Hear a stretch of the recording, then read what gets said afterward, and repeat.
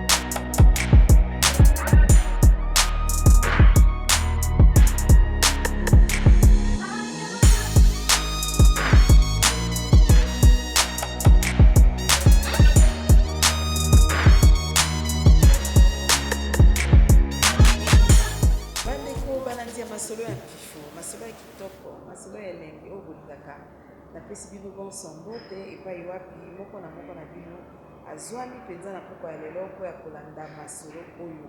Masolo oyo biso tovandaka tolobango mpo na bino kasi tozalaka biso moko te. Lelo penza na masolo ya mpifo tobiangi mpo na bino mwana mwasi moko oyo azali mosali na ekolo ya Congo. Ye azali bongo responsable ya communication pe presse na entreprise ya l'État oyo tobengi CNSS. Tant on est responsable, donc il y a des matali penza makambo etali ya ba communication ya ba masolo ya bato ya kati awana bato ya libanda lokwa biso to yelelo donc yende ayali moyambi na biso po lelo penza linga pesa biso mambi mingi matali makambo ya CNSS. Fifi Ligbano maiyo oyo toyali mpona bino lelo ye tokosola na ye bongo makambo etali mobu mibale oyo bango penza bakokundola na mambi matali oyo tolengwaki na INSS tokomi na CNSS, tolengwaki na Institut National de Sécurité Sociale, tokomi na Caisse Nationale de Sécurité Sociale. Maman Fifi Ligbano mayo napesi mbote. Mbote mingi Mama Solange nasepeli mingi na ndengo ya mbingai na émission na yo. Biso pe tosepeli po toyebi lelo penza okolimbola biso mambi maike muto penza mbula mibale oyo elingi makambo nini ya kitoko oyo esalemi awa. Eske bato oyo bazali penza na ntina ya likambo tolongwaki na INSS na CNSS bakomprenaki yango? Eske bakobika nango malamu basepela to bomoni mpeke mwa bafa ezali esengeli kobongisa nde masolo toyebi kosolola awa lelo toyebi ete bato bakozwa bongo biyano na bango boni kasi ntango balobi mbula mibale 2 ans oyo bouti na limitation INSS ekomi CNSS ntango balobi joyeux anniversaire mbotama elamu toloba pena mbotama elamu to mwa mawa ezali te. Mama Solange denka kolobi oyebi ke mbotama ezalaka eleko ya esengo na kati ya libota tolobaka mingi mbotama soki mwana botami epi tomonaka mingi biso tofetaka soki mbula ya sika ebakisami bongo biso na Caisse Nationale de Sécurité Sociale ndenge tofete bongo mbula mibale ya biso ezali mbula ya esengo, ezali mbula ya esengo pamba te na Caisse makambo ebele ya sika mabakisami, makambo ebele mabongwami, makambo ezalaki kosalama te lobi na décret lo ya 61 lelo mabakisami ebele pamba te omoni Mama Solange poto comme na réforme oyo historique ezali nano balandio bazali kotala biso na banzi bayebi que banda 2016 mboka na biso République démocratique ya Congo ezwaki bongo loi ya sika oyo ezalaki bongo ko fixer ba règles relatives ya régime général ya sécurité sociale. Loi yango ezalaki loi 16/009 il y a 15 juillet 2016. mokonzi ya mboka oyo akenda a promulgaka loi wana ya sika mpona nini tokendaki bongo na constat moko mama Solange omoni décret loi ya 61 ezalaki bongo na bafaiblesse ebele ezalaki na bafaiblesse mwa ebele ifalaki kokorrige bafaiblesse wana emonanaki na babranche nyonso oyo kese egéraka na branche ya pension na branche ya risque professionnel na branche ya location familiale yango wana ntango bakonzi ya CNSS oyo ezalaki INSS bamonaki bongo bamonaki ke ifalaki komene baétude mpona kotala nini kobakisa parce que esengeli koyeba te bakese ya nationale ya sécurité sociale bazali bongo kosala tenant compte ya makambo oyo OIT Organisation Internationale du Travail ezali kosenga bango OIT elobi ete bakese nyonso à travers le monde il faut remplir un certain nombre ya baéventualité kasi soki totali biso na loi ya 61 OIT elobi il faut remplir au moins 9 éventualités kasi biso banda 61 tiu totokoma na kese tozalaki kaka na kogérer 5 éventualités soki otali 5 éventualités ezangaki biso bongo 4 éventualités mama Solange yango wana bamikonzi ya kese oyo ezali kese oyo ezali kokamba lelo na mama DG na biso mama Agnès Mwad na wesh oyo azali kosala mosala emonani na miso ya bato batalaki balobi no il faut kosala baétude wana bamenaki baétude bakendaki nango na 2 chambres ya parlement basali mibeko bamekaki bongo kotala ndenge nini kobongisa mpona korencontre préoccupation ya OIT nde yango monaki na 2016 mama Solange babimisaki loi wana ya sika kasi ntango loi wana ya sika ebimaki na 2016 mama Solange loi ebimi est ce que mbala moko fallait kota en application te il fallait nano kopesa moratoire moko ya 2 ans epesamaki est ce que moratoire wana kati tokoba na maloba poso peut-être quand même 2016 et puis 2018 ntango mpenza makambo ekomaki réel est ce que 2 ans ngonde OIT mpenza apesa mpe na mibeko na ye to na Congo mpe toexagéraki quand même te mama Solange soki nabetaki lisolo ya OIT eza kaka mpona koloba ke biso kese il falaki to rectifier mwa batire ndenge balobaka to meka bongo kobongisa bafaiblesse oyo ezalaki constate na décret lo ya 61 parce que ndenge nalobi soko olandi ngai bien OIT esengaka ke bakese nationale de sécurité sociale bacouvrir 9 éventualités alors que biso banda 61 tozalaki ka na 5 yango wana sikoyo ebongaki tosala réforme mpo tomeka bongo kopusa na penepene ya 9 éventualité bongo sikoyo mpona kozonga na moratoire ntango loi ebimaki na 2016 ndenge nauti koloba awa topesaki moratoire ya 2 ans moratoire wana mpona nini mama Solange po permettre na caisse ozomona baprestation ya sika ebakisami ifalaki tomilengela toyeba ndenge nini ya kozwa baprestation na en charge esengelaki mpe na bapartenaire na biso bazali bongo baemployeur na batravailleur bayeba mpe komibongisa parce que omoni na loi ya sika to ya cotisation emataki yango wana entre bato mibale na biso na bapartenaire ifalaki tomibongisa mpo toyeba bongo koyeba ndenge nini kotia mibeko ya sika ebakisamaki 2016 tokomi na 2018 ntango tokomi na 2018 mama Solange décret ya premier ministre ebimi décret yango ezalaki décret numéro 18/027 décret wana nde ezalaki koporter création création ya CNSS création ya organisation pe fonctionnement ya établissement oyo badénommé yango caisse nationale de sécurité sociale donc soki tomeki komwa kolimbola moke esengeli koyeba ke 2016 ezalaki nde loi ezalaki kofixe barègle relative bongo création mpenza mpo tolongwa na INSS tokóma na CNSS nde esalamaki na 2018 voilà mama Solange esalami na 2018 na bandi kochange kombo lelo est ce que bato lelo bakoki kolobaki bochangeaki kaka kombo te me makambo ebele mpe échange awa na INSS non seulement mpona bino moko batravailleur ya awa mpe na bapartenaire oyo ya libanda oyo bayaka kosécuriser batravailleur na bango awa na kati ya INSS est ce que tokeka na changement ya kombo te mpo tokosala biso mpe changement ya kombo mai kati etikali lokola binzanza moko eza vide est ce que mpenza mama fifi bano mayi lelo tokoki kolobaki bochangeaka na kombo te mami maso machange ata mpona yo moto ovandi liboso na ngai ata mpona bacollègue na yo mingi ya service ata mpe bo mpona bato ya libanda opesi baza afile awa na caisse nationale ya sécurité sociale mama Solange osali malamu ndenge okiti mpona koya kotuna biso na bandi que changement on ezaka pona kombote soki bato bakotanga pe bato bakolandaka biso bayebi que makambo ya sika ebele bakisami na CNSS oyo ezalaki kosala malobi te Mama Solange. Et puis CNSS ezali ko gérer bongo ba travailleurs na tango akala tozali ka ko gérer ba travailleurs bazalaki soumis na disposition code du travail pe na ba travailleurs assimilés na kendeka na ndakisa muke Mama Solange loza na antenne A te antenne A aza bongo affilié na CNSS afutela ko ba cotisation na yo lobi tozali ka otala kaka bino kasi lelo yo Mama Solange pona bandana na likambo totali champ d'application humain CNSS lelo efungwami lokwa balobaka ke CNSS efungwami ezalaki liboso mwa vase close totalaki kaka ba travailleurs alors que population congolaise so totali ba travailleurs baza ko occuper statistique so ba ndenge ba totali ba statistique ba travailleurs ba ali moké par rapport à population nyonso lelo yo tofungwami c'est-à-dire quoi c'est-à-dire que totali ka ba travailleurs pa maté na ba assimiler catégorie ya bato ebele bongo babakisami ndakisa ba mandataire ya l'État ou ba zwami bongo na ba entreprise pe ba établissement public au moins Mama Solange appelle ça non ndakisa mandataire wa aza nommé par ordonnance présidentielle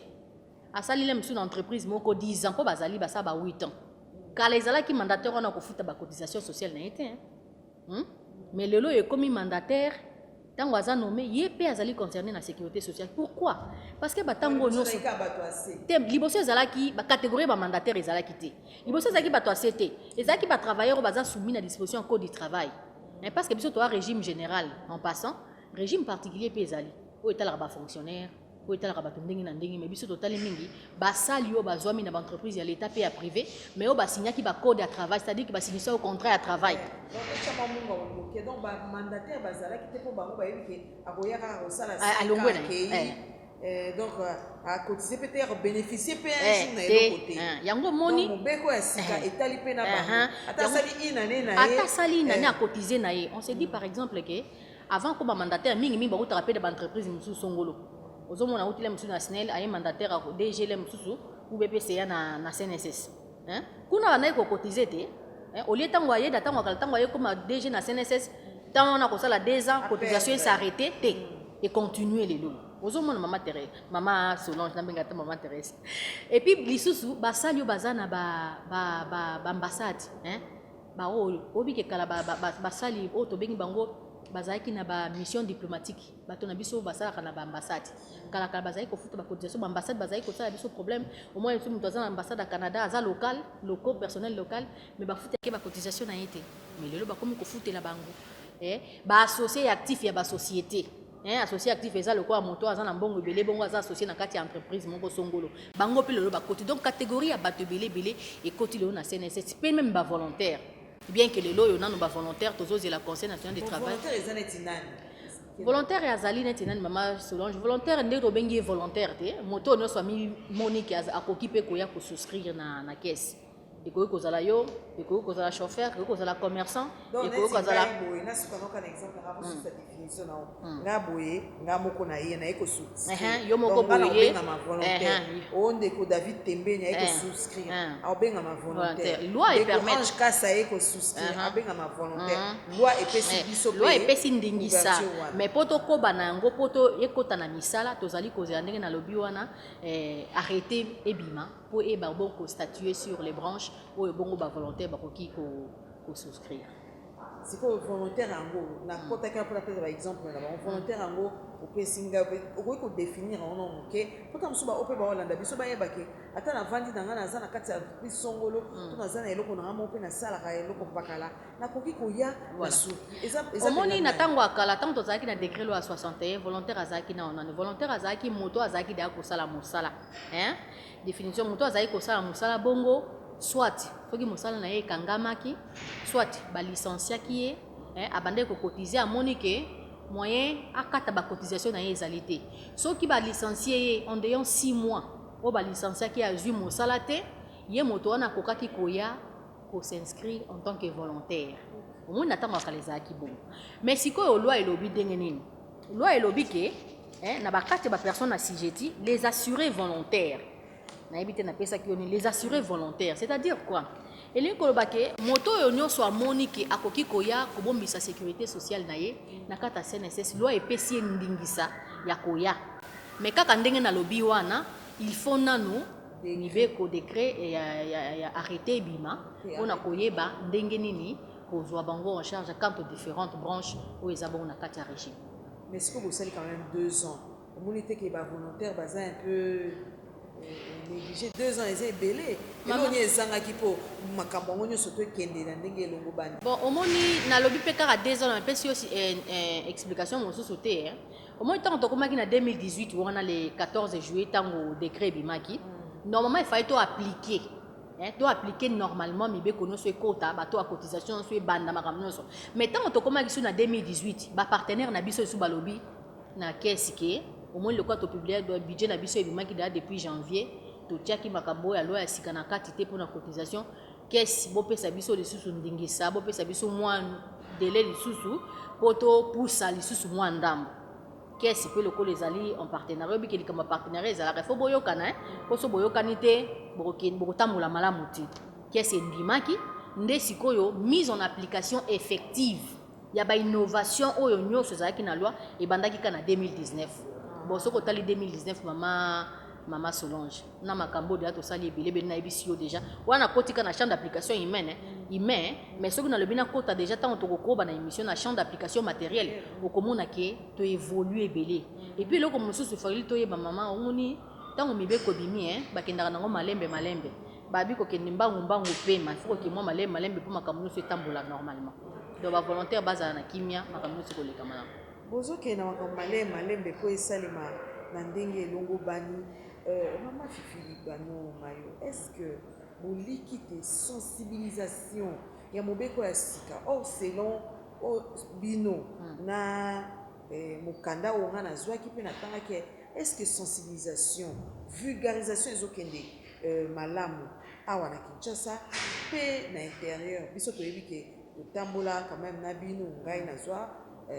occasion kotambola na bino na bandeko na mususu bapandisa otokendaka ti intérieur mpona komona effectivité est-ce que lelo bato baza au courant mpo moto aya mpe kodéfendre badroit na ye mpo ayeba mpe ke kuna esengeli employeur na nga asala boye ntango nga mpe mosala ekosila nakoki mpe kolandela boye est-ce que bokosala yango na ndenge esengeli est-ce que eza na tout un groupe à part peut-être service oyo yo otalaka makambo ya communication est-ce que eloko moko ya makasi evandi awa mpona kokende mpena porte à porte kokoko boyebi te boye oyebi ke badroit na yo eza boye employeur na yo mbongo akataka yo ekendaka esika boye okoki koréclame eloko boye est-ce que esalema. Maman Solange sensibilisation esalamaka tosalaka sensibilisation nakanisi ntango loi ezalaka promulgué na 2016 soki peut-être bozwaki batemps ya kolanda biso tosalaki basensibilisation ebele oyebi balobaka dans un projet ya réforme dans un projet de changement pour ezala réussi il faut communication esalama malamu bakonzi ya SNSS bakomprenaki yango mama DG na biso asala baconférence na bapartenaire na ye nyonso ya liboso d'abord akendaki komona FEC ezali fédération ya baentreprise ya Congo oyo ezali kokamba bongo baentreprise amonaki banep amonaki tosaki baconférence na bastructure wana nyonso mpona nini mpona koexplike bango toujours bainnovation oyo ezali contenu bongo na nouvelle loi à part wana biso na CNSS tosalaka bajournée portes ouvertes tosalaka bajournée portes ouvertes oyo tobengaki bapartenaire batuskilikili bayaki awa tosala mama déjà sala baconférence na basyndicaliste na bareprésentation ya basyndicat tosala bacampagne motorisée tosala basport tosala baémission tosalaka yango et puis awa na kati ya entreprise bato bakendaka na baentreprise oyo eza affilié na CNSS mpona komeka bongo kolobela bango ntina oyo ya CNSS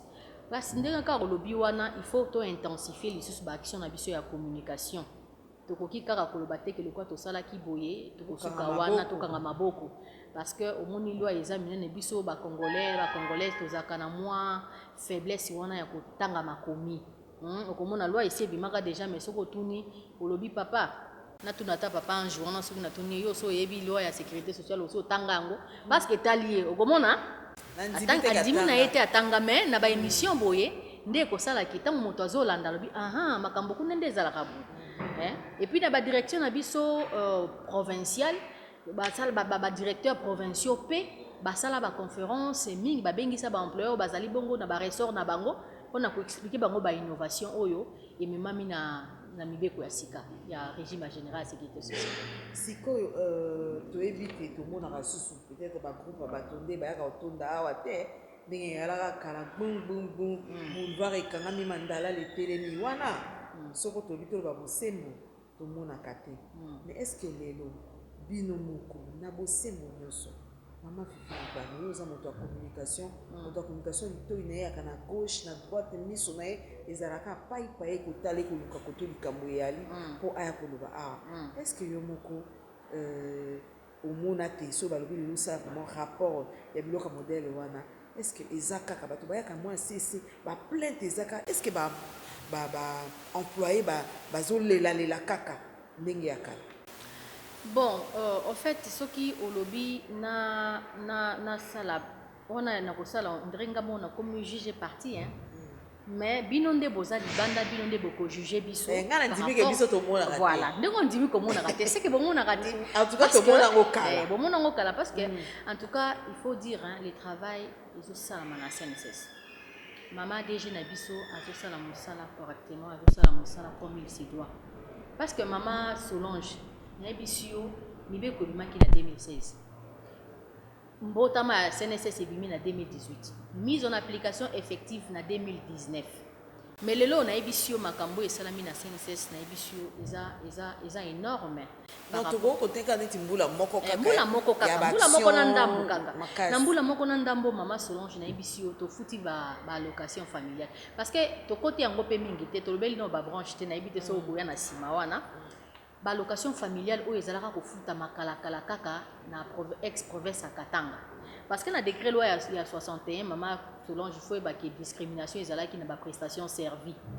kaka branche à prestation et à location familiale banda kofuta makala na province à Katanga nzoka nde ba travailleurs congolais bazalaki na territoire mobimba mais loi ya sika oyo yeye ba étendre yango lelo yo ndenge tozoloba ba travailleurs congolais partout bazali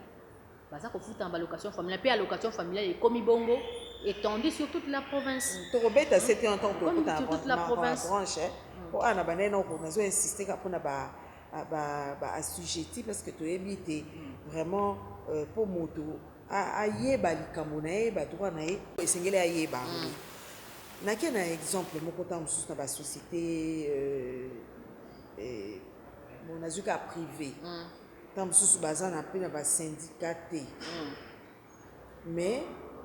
fiche de paie à mon affaire surtout moi et l'autre et l'ongwaka pour na kofuta na CNSS. Sikoyo soko lelo likambo likoi likambo ko ya moto pa ko kufa moto pa ko kuzwa likama ya musala nyoso ko kikoya siko moto wana akubandelela wapi mama Fifi.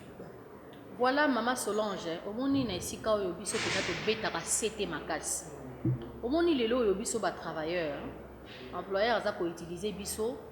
pour amoni biso toza makasi tozo pese rendement malamu mosala na yelo kwa employeur bazaka mingi ba capitaliste surtout ba secteur privé yo zo pese rendement ya zo ko na mbongo délai azo ko ngwama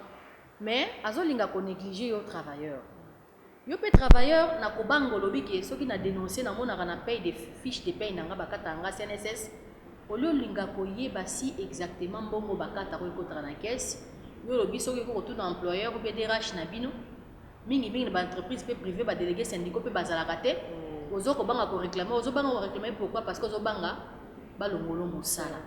nzoka nde ezo ko causer préjudice na yo moko yo za makasi ko sala loza jeune âge na âge mais le bokoza nango lisusu te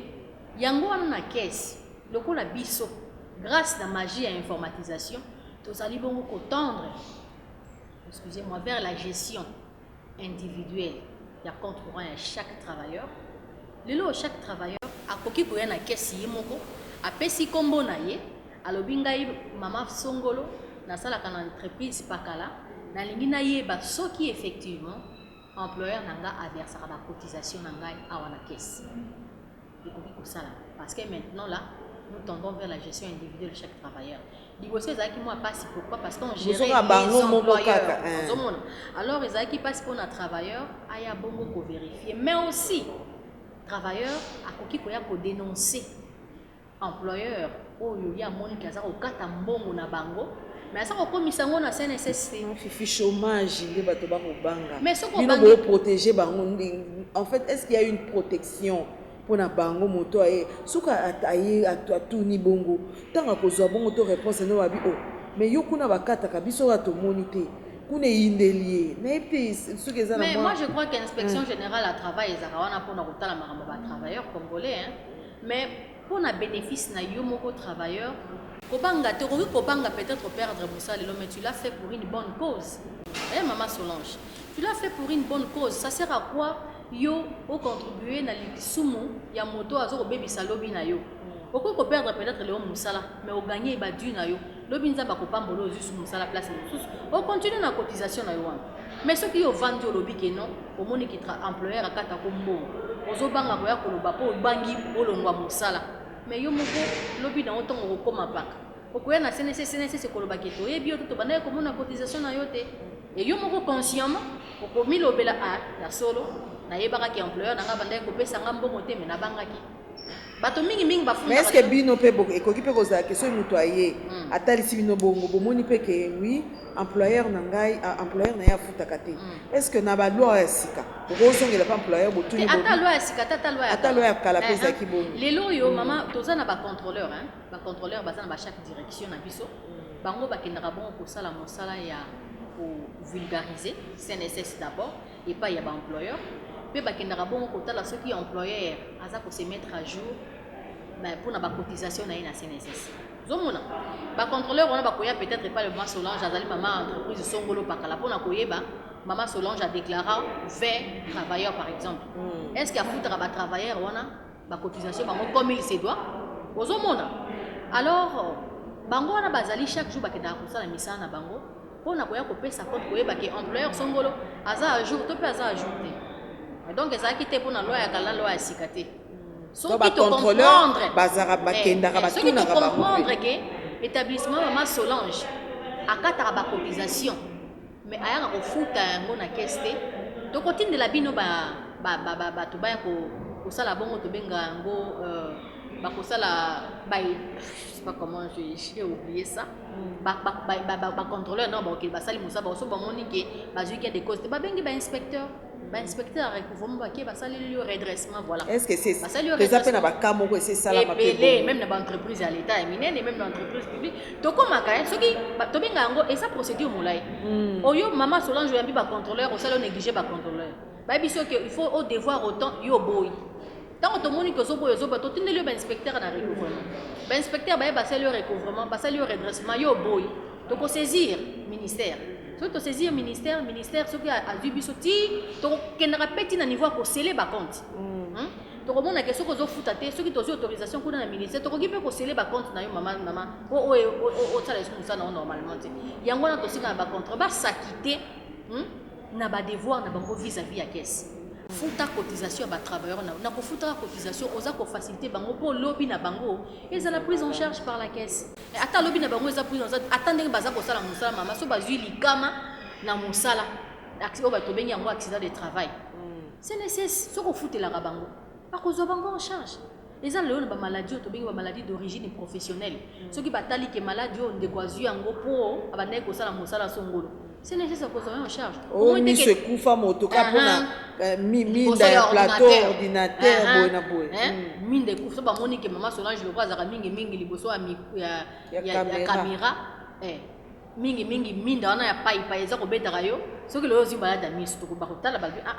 maladie d'origine professionnelle or liboso ezala ka te ezaka maladie professionnelle o ezaka déjà préétabli na liste mo debi ke maladie professionnelle ezaka songolo par là mais lelo na loi ya sika bakisi pe maladie o ezali d'origine so ba moni ke maladie o azui yango po na mosala songola bandai ko sala donc yo moni te ke yo employeur wana pe kozala exempté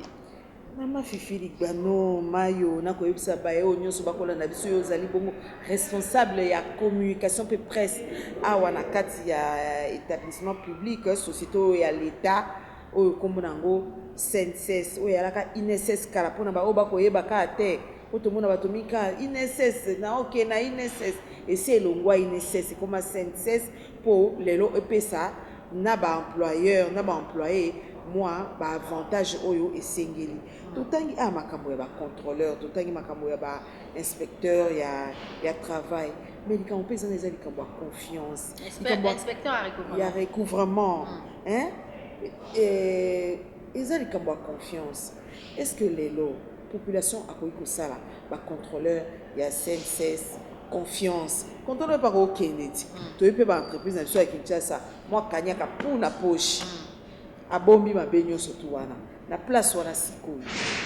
na ndingisa ya mama Agnès Mwadi na bakonzi nyonso ya mayele batondi awa bosaka ndeni mpo boyebaki atuka bato na biso bakie kuna baosala mosala ndenge elongo bani baosala yango mpona poche na bango te bakosala yango mpona intérêt ya population mpona intérêt ya baemployé mpona bamona mpenza ke travailleur oyo employé na ye atie ye na esika elongo bani kanyaka. Maman Solange, je crois que conscience professionnelle a fait ça. Na bandi tango to ya ko sala musala ta yo ndemo sala musala na yo c'est la conscience na yo devant Nzambe. To ko koloba te ke mutu nyonso aza pur mais na contrôleur na biso na monité akende bongo ko kota en complicité na employeur pour allier mbongo et sengele kota na caisse. Ce qui peut ça la bongo so bakangi yo moko yebiti mama nyesa sakana te mama nyesa soko amono na mbeba en tout cas atozaki mosali ya ndenge nini. Je crois que la conscience professionnelle va contrôler la vie, c'est ça là. Ça comme ça na bango comme il se doit ce qui va kéi ba moni ba ko ça rapport. Pour ceux qui ont bâti un secteur d'activité ne sikawana. Bazo mono do ça la rapport, c'est bon siko. Il faut ça la rapport pour au moins des alliés maman Solange, il faut que ba permis ta bango hein. Contrôleur azawa daté les locaux 10 100 ans to mobilité. Lelo yo soko sala ki amalgame na employeur songolo. Lo ibalongoli wana. Batindi muninga musoso ka bimisi mabeno mo nteke yo moko kwei ko longa pe musala ko ngobe bisa musala na olikolo ya kanyaka o employeur opesa. Donc to lobela na o etali branche ya ba pension. Lelo pe yango pe ekoma bina filene ba kinwa baloba. Donc moto pe akotizaki na ndenge elongo bani suka nango pe ayepe afutani ndenge elongo bani. Ouais mon maman. Na lingaka phrase mama deji na biso alobaka pension ezali tributaire na ndenge moto akotizaki. Ozomona mama Solange. Tango totiaka mboko na banque moto atiaka na ndenge makoki na ye ezali. Lolenge moko pe na CNSS. Tozosala mosala mebiso nyonso toza catégorie moko te. Ndenge yo zoko bomba ndenge yo kozwa pe lobi na yo. Esengeli bato bayeba ke CNSS efutaka moto na ndenge yo kotizaki. Balobaka te ke CNSS efutaka ba somme modique te parce que zana bato bazwaka ba somme yo moko tali penzo lobi moto afana ndako mbongo nyonso yaka kozwa ngo na caisse. Et puis lelo yo pension eza vraiment allégé hein vraiment ba condition eza vraiment allégé. Lelo na caisse il suffit de remplir 3 conditions. Ba condition ngo eza les suivantes. Okokisi 15 ans il y a financement à régime, c'est-à-dire quoi? Maman Solange Assa Moussala Boiti a cotisé dans la caisse pendant 15 ans. Okokisi âge et à pension. Le ouverture et âge et à pension pour la moi CP Mobali, ils ont 60 ans. 65 ans, ils ont âge, il y a départ définitif pour la moi CP Mobali. Ce qui okokisi deuxième critère, il y a mis ça tout. Stiki activité salariée. Donc aux autres ça les souder. Yo koya na caisse au kotisi mikanda na yo, bani ko bénéficier pension na yo. Donc aux bénéficier nango selon pe cotisation na yo. Selon cotisation na yo. Ozomona donc lelo disparité on est allé sous o ezaki que moi si une fois qu'il a 60 ans, au bala qu'il a 65 ans. Lelo bison surtout comme uniformisé âge comme uniformisé. Pe li sous na branche à pension maman Solange, je vais que liboso to banda ko fisa ka pension ba veuve ba veuve bazaki na ndingisa te. Nzoka na mwasi na mobali so bobala ndoko muntu moko te po anini soki mobali akufi bafuta mwasi soki mwasi akufi bafuta mobali te ozomona te moi je suis la famille ndongwa naka moi je suis sonné zaki lelo pe sili hein ozomona ezali sous te donc veuf akoki pe koya ko bénéficier pension ya veuvage hein là moi c'est mon bal babinga ka veuvage mais nous so veuvage ka veuvage ko bénéficier pension ya moi sinaye pe lisusu lelo eloko eza sur kitoko na branche ya pension Mama Solange esengelo ye baketozo to futa lisusu pension ya ba orphelin na ya veuvage kala ezaki po ba futo pension ya veuve il faut yo moto yo moi si otikali aux na âge à 55 ans 50 ans wana kitomoni ke akobala iso te na âge wana mais lelo te lelo so mobali no akufaki avant kokisaki no âge ya pension akokisi ba condition na ta oza na yo na 25 ans ozo bénéficier na ngoka to kofuta pe ba pension ba orphelin ozo mona ti ba pension orphelin to futa kati suka mwana oyo otiki ya suka akokisa 25 ans parce qu'on s'est dit à 25 ans mwana sisi déjà université ozo mona et puis lisusu pension musu to benga pension anticipée au moins attends que les acquis pose la pension anticipée et ça la caca aux usures usure eza lokolo saki accident to pening baba ou qui souté ba déclarer mais les loyo eza la usure ou pas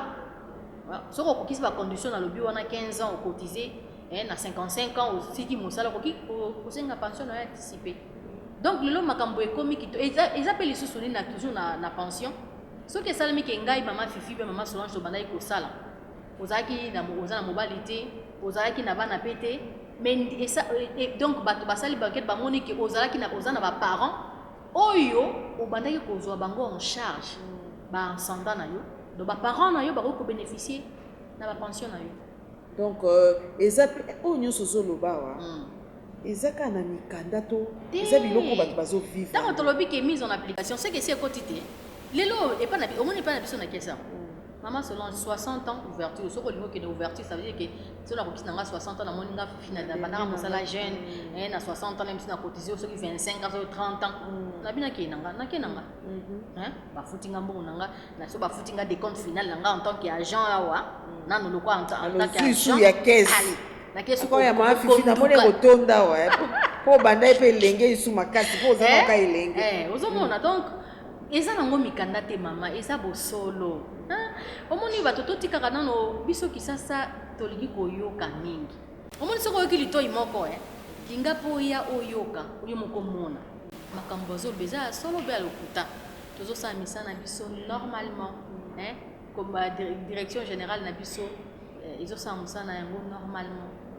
eza to de kwa oboni bâtiment oyo pour le baka libanda eza kati tete na kati na libanda eza ndemo bon pona yango to féliciter penza comité de gestion et kambemi na maman Agnès Moat pour biso ko bandi ko ya awa quand même lelo te na mosala ope to bandi to mo pepe wa kitoko eko leka lelo wana il faut reconnaître eza jalelo te on a joué bisabino mo lo ba Mama Solange akekuna soka kwini so akwini te eza o nga na moni de oyo nga nazali koloba Mama Fifi ngongwe ko kende est-ce qu'on a branché ba risque professionnel o effleura kango mokie siko yango elekaka ndenge ni innovation nini eye na kati wana na mobeko ya sika bon na kati ya branche à risque professionnel ba innovation ememi eza ebele na risque professionnel d'abord entendu par là accident de travail maladie professionnelle na tango kala lelo to bakisi pe ba maladie d'origine professionnelle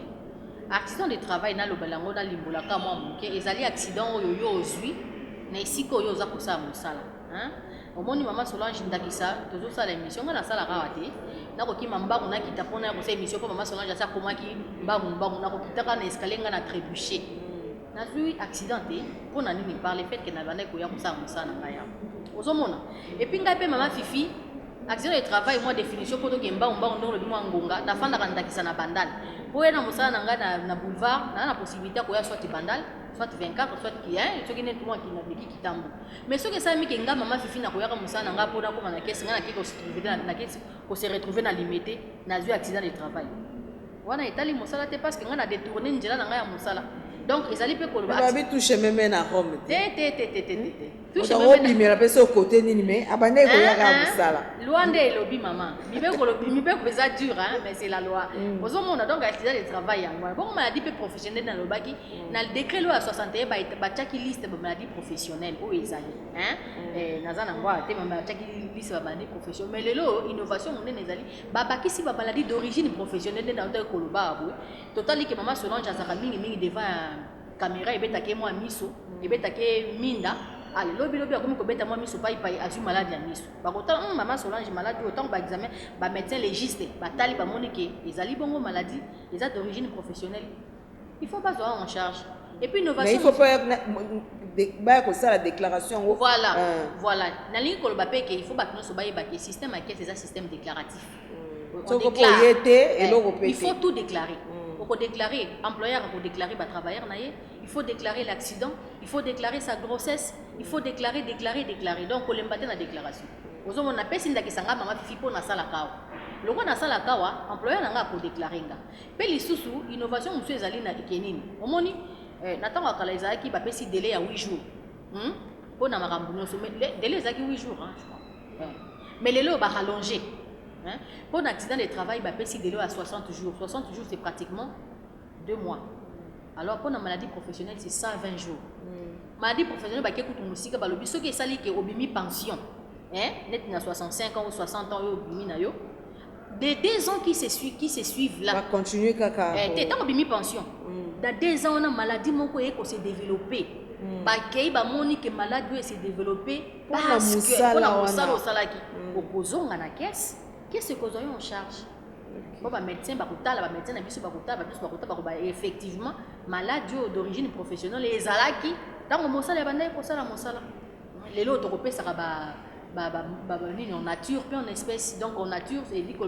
ceux qui ont eu accident de travail, et causé, soit le katani, soit le bord de katani, donc, ça prothèse. Bon, on a branché telle prestation aux familles et l'autre. Et que boma mingi makambo ya ba wana na kati neto eza allocation familiale autant susu mama abotaki to ake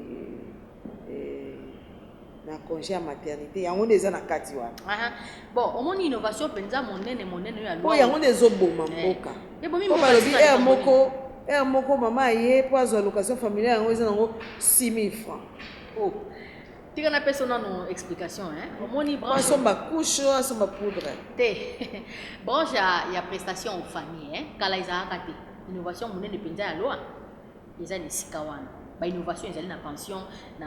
risque professionnel mais innovation penza makasi ndenge penza famille na branche à prestation aux familles na kuna na kata da branche à prestation aux familles to kokuta allocation familiale on a le bac liboso et banda ko sala makaka na province ya ex province ya Katanga to kenda kuna to mona ki lo ekomi na RDC Mobimba to kokuta kuna branche ya prénatal webi prêté et linko baké avant mama bota to kokuta kuna branche ya maternité pe to kokuta kuna lisusu ba indemnité journalière de maternité o ba pesa kaka na mwasi wa azamu sali na limbula mwa muke po miniti ko kenibele allocation familiale ezali nini allocation familiale ezali mwa mbongo yo employeur aza ko bakisa na travailleur pour emeka bongo ko sungaye na mwa besoin scolaire c'est-à-dire que eza ba somme o bazo pesa na travailleur aza na mwana moko to pe mwana mibale mbongo yango to ko bengeza mbongo teke po yo futila mwa mina vasi somba mbongo ekoya po yebakisa esungo kaka mama Solange lelo mama Solange aboti mwana moko pozwa yango esengeli nini tango boti mwana moko ya mibale be misato mwana liboso peut-être à côté classe yo ko yana ba document na il faut remplir fiche ba yengi ya composition familiale pour ce ko pesi biso nombre banati oyebisi biso te ke bana na bazaya yo to ko yeba ndenge ni ozomona il faut pesa ba fiche ya composition familiale no banga mama Solange na sa quarantaine A na za na bana mitano bana misatu bazana kotanga mibale bazana na ndako bao bazo kotanga wana soki bazana na primaire opesa bango ba certificat na bango scolaire soki bakomi na ba humanité ba université ba attestation de fréquentation ya études humanitaires soit études universitaires mais ba o bazana kotanga te opesa nini ba acte de naissance pona kolakisa ke bano yo baza bana na yo mais bano kilasi te comprendre donc condition ezali lelo po bazo CNSS ezo futa biso ba location familiale tete na point de ba kolela mama batunde bazo kopesa mikanda te non il faut moto azwa bana na ya tandi bango asali mikanda ye na bango sala mikanda mama eza biso te eza basali mibe konde balobaki ke po moto bénéficier na ba location familiale na yo il faut pesa ka ba mikanda ona po CNSS yeba po yeba soki bana baza ya yo et puis ezaka bana yo botité soki osala jugement ke wa adopta bana Ce qu'on sala qui ozwa bano bazaka na charge na yo kana mikanda ngo yo ozwa na l'état. Ola kisi ba futu yo c'est simple. Bino ba condamner CNSS bolingi CNSS. Ce qui casse comme ko pesa ka bi pesa la pesa. Régime ngo ko vivre ndenge ni. Mboye ko bana bozana dilapider. Mais to lingo futa mais en ordre. Hein? Bon, si ko to zwa exemple ya moto moko aza na otanga pe société taza ta directeur na société mo au salaire ya kamwa malamu. Le ba location familiale ya bana na hein ya bota na et ko kozala ba combien c'est que le ba location familiale est uniforme hein directeur ou huissier OK puis on se doit bana non ba bana ils étaient mon directeur bon ils combien ils a publié allocation familiale les a 8100 na moi na moko 8100 francs si on a 10 enfants on a 80 donc il faut te botter belé hein bon et les gars yo mon makasi na ho hein et puis il faut que ba allocation familiale de foutre en trimestriellement hein donc on fout en trimestriellement parce qu'il étendit en moko eza monene au moni mama Solange ce qui to bito mano futa moi na moi to kokana o te po to bandia ngo sika yango to futa trimestriellement to sangisi mama Solange au lieu to futa 8100 francs ce que za na bana 5 to sali 8100 fois 5 enfants fois 3 mois. Allez, vous faites si un pour moi na moi loco pour ceux qui pensent qu'il y a un mois on est à donc qui peut qu'on va refuta un mois ceux qui to mi bongisi mais le quoi to lui étendit en moko eza monene pour permettre biso to se préparer ndenge nya ko futa na mikolo ko yamba biso to ko bana refuta tant to so la kiawa et puis eza obiso to viva ki to mona ki na ex katanga surtout que kuna eza déjà effective to tambola ki tozaki na Lumbashi tokendaki Kasumbalesa tokendaki Likasi tomonaki quand même ndenge ebandaki ofuta makuna est-ce que lelo yo ndenge comité de gestion direction générale et la kaki qui eza effectif et comme effectif dans la province nyonso 26 provinces est-ce que l'autre polo baki aussi pour avancer penza na ba province c'est effectif maman c'est les paiements est effectif na ba fin fond nyonso kuna aux journalistes on vous donne la possibilité à vérifier c'est effectif les problèmes ils ont posé car pas bateau yo employeur yo baza kotinda ba composition familiale ya bato na bango te ba travailleur wana yango tozo yebisa bango basa na lombango batinda ba fiche na bango ya composition familiale au CNSS ba bango kofuta bango ba du na bango parce que les gens entreprise mingi to mona ta mosusu mona rentrée scolaire bouillie et comme le ko ande boko bondela mais bazwa kabino ba mbongo na ko beta CTA wapo tout monde la kaka CNSS ezala bénéfique pour na ba travailleur na yemo côté mais pour na ba employeur pe oyo baza awa na kati ya entreprise oyo baza affilié awa na kati ya CNSS yango to ko beta CT omona boye rentrée scolaire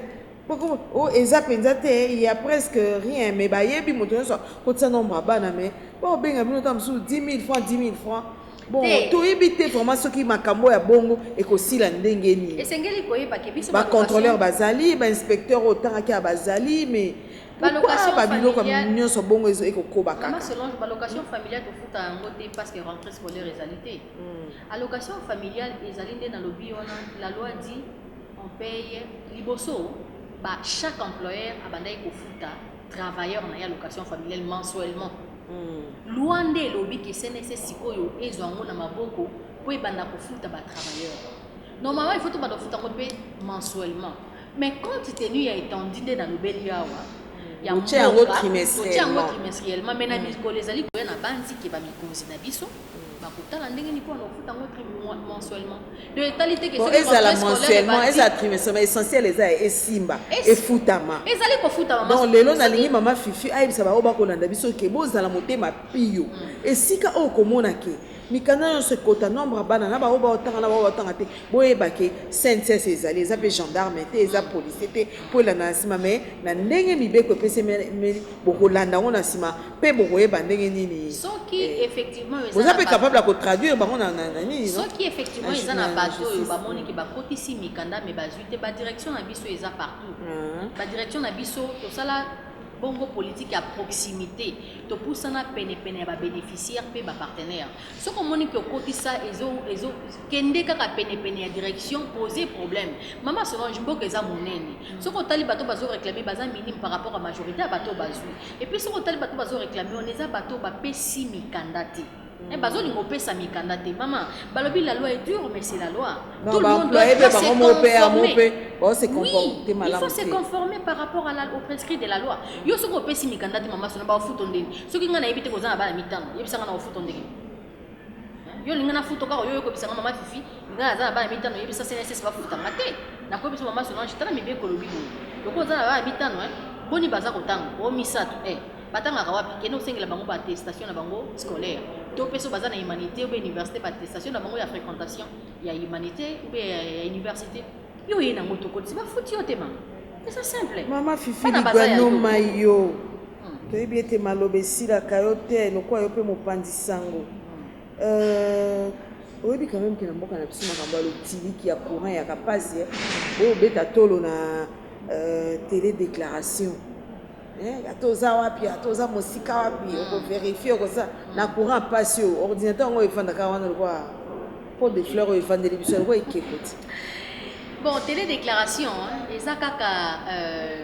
na bango magie ya informatique eza bongo eloko moko esalami na CNSS pour na nini pour permettre à employeur omoni oya ko sa déclaration lieu ko se déplacer bala mosusu oyaka na gombe na pesi ka exemple yo oza na gombe me oza kota batete la olio olongwa kuna oya misu na dik nord oyo ezali kote ya Vodacom na boulevard awa yo ofandika na bureau na esika oza wana bamingi baformaki bango toforma baemployeur awa baresponsable badérage baresponsable bamarketing baya batoforma bango awa bayebi ki okokota kaka na songolo otape ngai entreprise tongolo naye kodeklare bato na ngai badeni ya bango odeklare mpe esili on a facilité au CNSS, c'est pour faciliter aux employeurs au gagner temps. Au lieu ça, les se déplacer à partir de ton bureau, tu peux déclarer. Mais on dit quand même que c'est plus facile pour les bateaux dans la grande ville. Mais on va souka téléphone tam sous des pas à charger qui 3 jours. Mais ce qu'on dit que au ça le système à kalolongo et pour ne pas déclarer. Otambolika. Masolo na biso ekomi penza na mwa suka tomonaki mama fifi alobi awa ba avantage oyo penza loi ya sika réforme oyo eye nango oyo ya CNSS oyo eutaki d'abord na 2016 tokomi na 2018 mpona kokoma na effectivité nango et puis en 2019 nde penza ba action ebandi mais lelo toloba te eza mbula mibale est-ce que lelo tokolobaki na bana kati na bana libanda tant non loba ko na bino bayibo sala loba ba Dieu merci nzob na bato mosusu baza libanda o basaka pe na ba société mosusu est-ce que lelo bato nyonso bakolala penza balobi oui en tout cas mobeko oyo TikTok. En tout cas, dongo tangi wana na biso bato sala kawa na madame Sandra Moni na ba monsieur Moko Arifin yo so tangi mama de merci mabanga na baye bakalibanga pe ya ofele te na bato lokola ba Esther Bosolo ba Viki Kianga bazali ko sala wa baye baki bakoki kolala penza balwani na français entre les deux oreillers. Dormir sur au début sur les français on peut pas passer dormir sur leur laurier voilà donc olali penza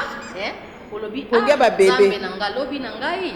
ebombami na CNSS to kosenga kaka ke basa la confiance na caisse na bango oyebiti le maman Solange organisme oyo ezali ko gérer sécurité sociale na mboka na biso ezali bongo CNSS bosa la confiance da caisse na bino employeur déclarer peut verser correctement la cotisation sociale ya ba travailleur na yo lelo ya zosa elo musala makasi oza ko sepela mais lobi papa batu na mama batu akoma mobange obange na ye hôtel maka na porte a teli bongo na mitama asa mbongo babenge ndoki aya ko zo mo moke na ye o kese bombela ki ye voilà Donc considérant le quoi liloba suka to linga ki so bakisa mo moko kama yango ande na lopite ange kasa limbisa na yebi ke lobanga na kata maloba te ezaka ya 2 secondes na ko aussi sa bongo te sans que na bwaka libanga na mama Agnès Mwad na wesh katang oyo to lekile lo parce que yebi ki toza ba électron libre te oto lekande to lekia wa ende mutu apesi biso peza ndingisa epa ya mama mokonzi na biso bao balwa ke mwasi atungaka mboka te batika na bango proverbe nanga amoni ezaka na tango akala. Mais en tout cas, moi aussi, à Toubaramboka, battre la misale et salami. Oui, bien que César a créé depuis 61, mais ta réforme est n'attendons. Donc, bravo na maman Agnès, bravo na conseil d'administration na biso, bravo na ba collaborateur nyonso maman Agnès, ba DT na biso, ba DEF na biso, ba directeur à cabinet na biso, ba conseiller nyonso maman Agnès, ba tout nyonso bazali ko sala ke biso ba service ba ya communication maman Agnès. Bino mama Solange bozali kosala ke biso tokota na bandako ba trans ba kolanda biso en tout cas totombeli bino vraiment merci mingi longoni na mama Agnès mulongoni na conseil d'administration kisanga ni siko mukoni inauguration Congo Palace loko ebisi biso botokoto na mokonzi bongo tokoyebisa bandeko balandi ya masolo ya mpifu na bandi bolandi na yambaki benza oyo mopandisango ngamona sentir yango ke songa na beti epa zongisi to yambaki mama Fifi Ligbano Mayo oyo azali responsable ya communication pe presse awa na kati ya société oyo ya l'État oyo babengi CNSS Caisse nationale ya sécurité sociale matondi na ndenge ndimeko ya biso matondi pe na maman Agnès Mwad oyo andimaki penza te yo opesa biso oyo nyonso to biso tozaki nango posa mpona ko informer population matondi bi maman Solange bandeko bolandi biso botika na kimia boboto na maboto na bino mpifo esilaka te tokobokoba kaka koya na bandako na bino mpona kopesa bino makambo manso oyo boza nango posa na ndenge ya etamboleli ya mboka na biso République démocratique du Congo botika na kimia bayaya bolingi vérité bolingi boyeba omoni pouce bleu fina yango et puis abonne-toi vérité nyonso eza wana blague comédie makambo ya kitoko j'ai la tendance, internet tout, beaucoup massivement. Abonnez-vous.